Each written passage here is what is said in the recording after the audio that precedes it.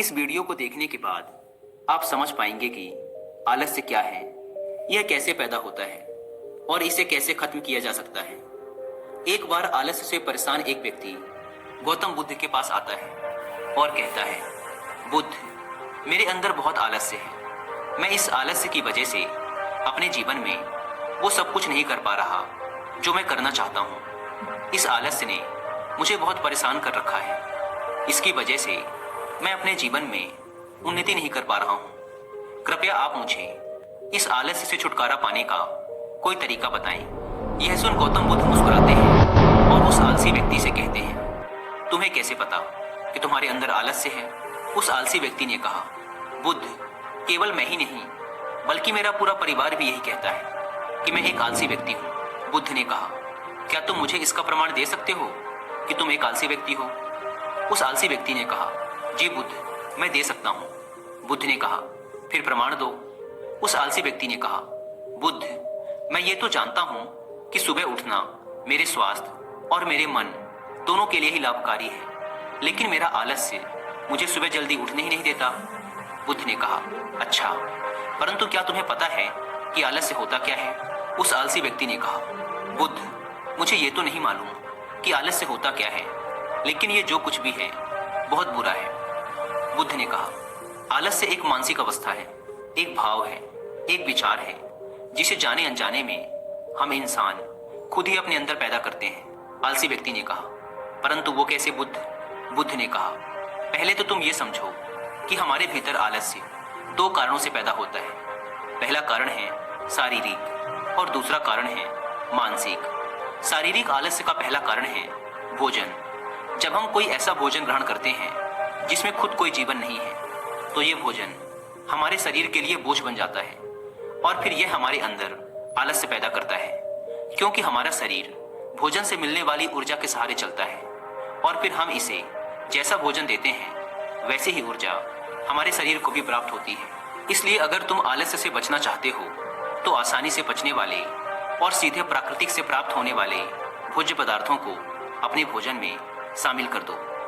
शरीर के स्तर पर आलस्य का दूसरा कारण है गलत तरीके से चलना, गलत तरीके से बैठना और गलत तरीके से लेटना।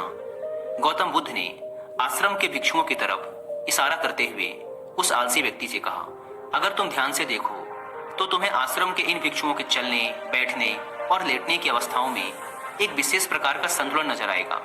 जब ये चलते हैं तो इनके पैरों के बीच एक तालमेल होता है। जब ये बैठते हैं तो इनकी रीढ़ की हड्डी एकदम सीधी होती है और गर्दन थोड़ी सी ऊपर होती है, और जब ये लेटते हैं तो इनका शरीर एकदम शिथिल होता है। इनके शरीर के किसी भी अंग पर कोई तनाव नहीं होता, जिसके कारण ये एक गहरी और आरामदायक नींद ले पाते हैं। उस आलसी व्यक्ति ने पूछा, बुद्ध, क्या पर्याप्त नींद लेना भी उतना ही जरूरी है? बुद्ध ने कहा, ना कम ना ज्यादा, हमेशा ही पर्याप्त मात्रा में सोना लाभकारी होता है।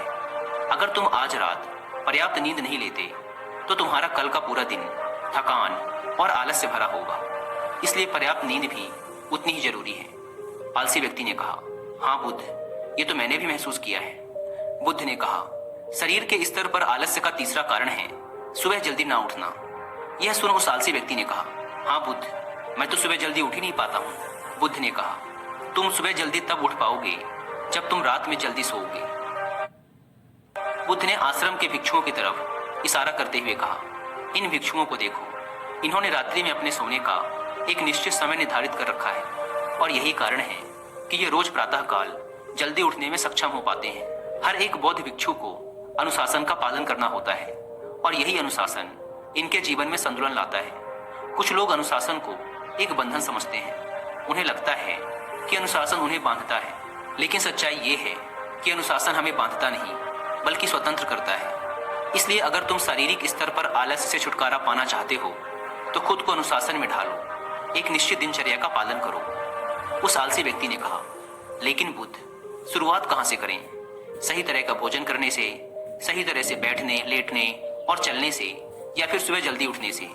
बुद्ध ने कहा, शुरुआत अभी से करो। जो भी तुम इस समय कर रहे हो उसे पूरे ध्यान से करो। पहले तुम मन के स्तर पर आलस्य को समझो। बुद्ध ने कहा, मन के स्तर पर आलस्य का पहला कारण है हमारी पुरानी गलत धारणाएं। जब हम किसी काम के लिए खुद को काबिल नहीं समझते, तब हमारे भीतर आलस्य पैदा होता है। अगर हमारे मन ने यह विश्वास कर लिया कि पिछली बार की तरह इस बार भी मैं इस काम में असफल ही होऊंगा, तो उस काम को करने में हमें आलस्य आएगा। जबकि हम खुद को ये नहीं समझा पाते कि पिछली बार और इस बार में बहुत फर्क है। अब हम मानसिक तौर पर वो नहीं हैं जो पहले थे। हमने पिछली हार से बहुत कुछ सीखा भी है।